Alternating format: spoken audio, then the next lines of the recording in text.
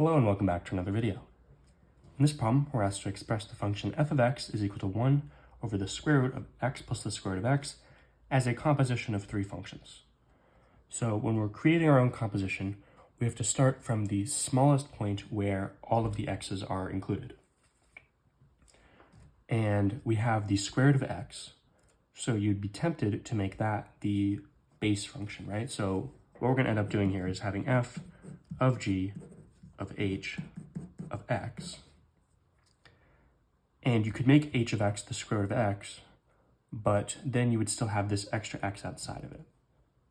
So you have to include all of the x's in your original function, but still make it as small as possible, which means we have to have x plus the square root of x. So therefore, f of x, capital F of x that is equal to 1 over the square root of x plus the square root of x is h of x.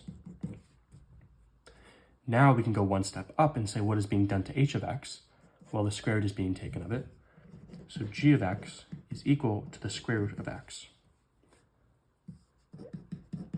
F of x is therefore equal to 1 over the square root of h of x. It's like plugging in h of x into g of x.